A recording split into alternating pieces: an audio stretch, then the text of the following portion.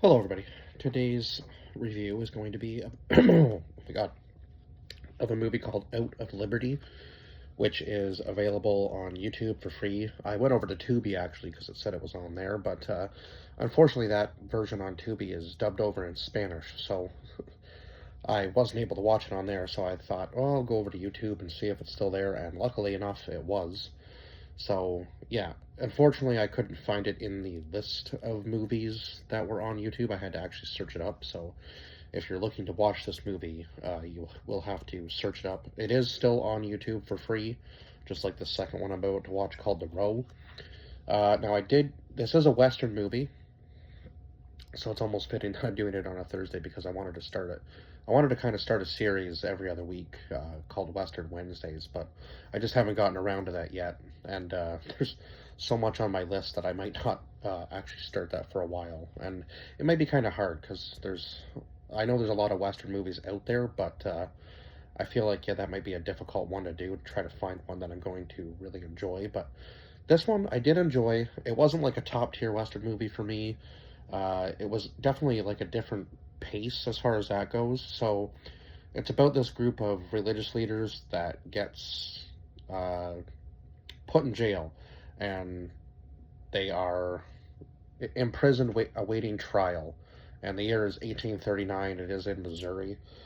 So it's set in the South. So obviously, they're of the Mormon faith, and I guess I've seen some shows where the Mormons weren't necessarily the best of people, but it seems in this one that the group that they were with was innocent, and they were being protected, and then I guess as people started to turn on them, so did the militia that was protecting them as well, and so they tried to fortify, and of course it ended badly, and the men that were accused of the crime, I guess some of them weren't even there um, during that crime, or at least that's what one of them claimed anyway. Whether they were innocent or not, we're not sure.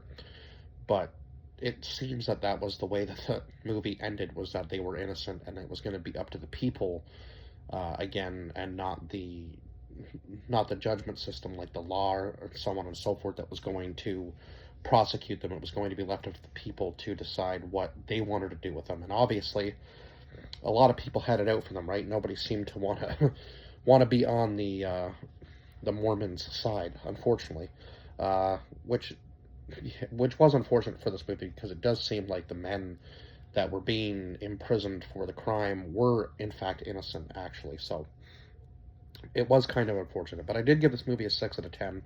I felt like it was kind of a mid-tier movie for me, at least. But now that I've watched it a few times, I actually do kind of understand the story quite a bit better. So I am happy about that, at least. So we have Jason Wade as Samuel Tillery, who was the jailer, the guy in charge of making sure that they met, or at least got their, I guess, what was it, like, sentencing date, court date, whatever you want to call it, whatever they called it back then exactly. I'm not exactly sure, but I guess mainly the main term would be fair trial. He was trying to make sure that they made it to a fair trial, and of course there were outside forces trying to stop them from that. And he even has people come in and help him along the way. So then we have Brandon Ray Olive, who plays Joseph Smith, who seems kind of like the, I guess, leader of the group in a sense. Um, he's kind of trying to make a deal with the lawyer at the very beginning of the movie, and of course the lawyer's saying, I don't really think this is going to go well for you. Not a lot of people are on your side, so on and so forth. And then we find out that apparently they had murdered somebody else's brother who was trying to take them out during the entire movie. So, yeah, some things where you're kind of like, did they do it? Was it self-defense? Who was really there? Um, who turned on who first, kind of thing. It's kind of like you have to pick and choose which side you're on. Um, then we had Casey Elliott as Hiram Smith, who was so I guess Joseph and Hiram were actually brothers. Didn't even really realize that in the movie. Although I guess it should have been clear when their wives came to them and were showing them the kid. Yeah, they were holding it together. I found that kind of odd, but I guess it makes sense now that knowing they were brothers. Then we had Adam Johnson as Caleb Baldwin, Brock Roberts as Sidney Rigdon, who was I don't know, he was kind of more, I guess, definitely on I think he followed the religion more than most of them did, kind of to a T. But he also said that, anybody who followed the Mormon religion was just cast aside, and, they beat them down, would do anything to kind of uh, basically shut them out, or, yeah, in a sense, kind of like beat them down, shut them out, try to force whatever they could upon them, and he said he wasn't even there for most of the events that took place that they were being blamed for. And then, of course, he gets set free, but all the rest of them have to go back to jail. And then all of the rest of them are told that they're innocent, and they're supposed to be taken to this other county to, I guess, undergo another trial. But that seems kind of silly if they've already been proven innocent, or at least it seems like they're going to be let free.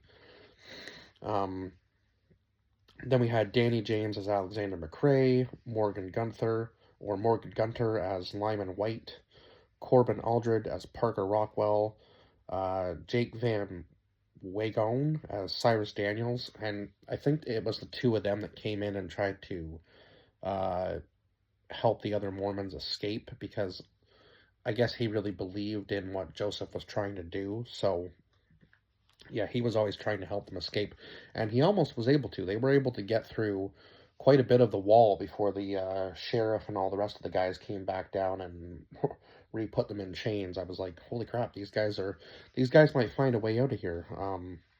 Which is crazy, because the entire time they were talking about how they were going to be able to get a fair trial and so on and so forth, and then for months they were trying to escape too, right? So obviously they were fearful that maybe they weren't going to get a fair trial because of, the people in the town not really being on their side and being able to persuade the judge and so on and so forth, that kind of thing, which is rather unfortunate that that's just how it went. And of course, people were handing him money, trying to bribe him as well to let the Mormons go free. So yeah, it was just a big mess in that courtroom. And then we had Ben Hopkin as Sheriff Hadley, who comes in to save the day more than once, I would say. And he takes the other two guys off their hands, and then one of them comes back and is, I guess, jumping bail. He calls it. So I'm assuming that means that he's not out on bail. He's um, somehow escaped, or something. Yeah, because he does say, don't let anyone know that I'm here giving you these tools, because if I'm caught again, I guess he could serve a harsher sentence. Um, and that was Cyrus that said that. Um, so then we had Sean Stevens as Judge Turnham, who he was kind of more important figure near the end of the movie, obviously, because that was the one that the Mormons thought was going to give them a fair trial, and he kind of did in a sense, but he did what he could do, with, of course, the order going completely chaotic in the schoolhouse after all the other guys show up to try to divide the group, right? So he did what he could and at least let Sidney go free. And of course, I was kind of a little disappointed in Sidney, because he went back to the jail to stay with them, but then he ends up leaving anyway. So I was like, okay, he's kind of selfish, because he should have made sure that if he was going to go free, that they, rescheduled another trial, and he was there to make sure that they all went free. But instead, he goes out on his own, and I'm not really sure what happens to him after that, whether he lives or dies, or whether, yeah, because if he's on his own, he's obviously not going to be as strong as he is with his friends there to back him up. Uh, and then we had Eric Wood, who was Neil Rowland, who was the guy who claimed that um, the Mormons had shot his brother. So he was after them during the entirety of the movie, and did not make it easy for Sam to keep these guys in jail. And of course, they tried to escape. So he shows up to try to keep them in there. He threatens to kill them. There's a couple times where there's like a gun battle. It almost seemed like he was about to kill Sam at one point in the movie, but of course, I think he knows that if he kills Sam, he's going to be in extreme trouble himself. So he doesn't want to go down that road, and he ends up getting himself shot at the end of the movie.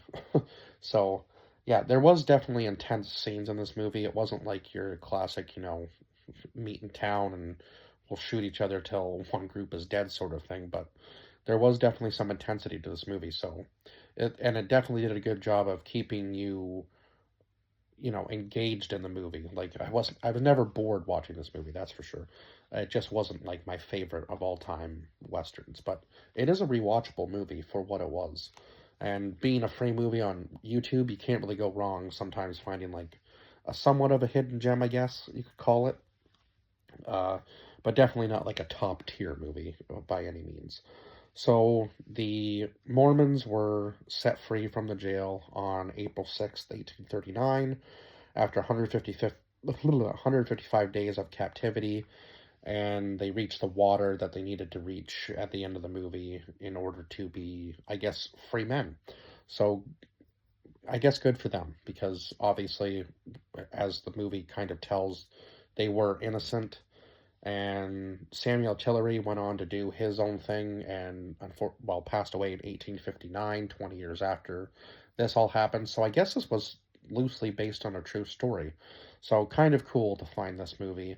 And of course, this was back when I was really looking for westerns to watch. So I was on a western kick for quite some time and just found this movie on YouTube. And I thought, I'll give it a shot.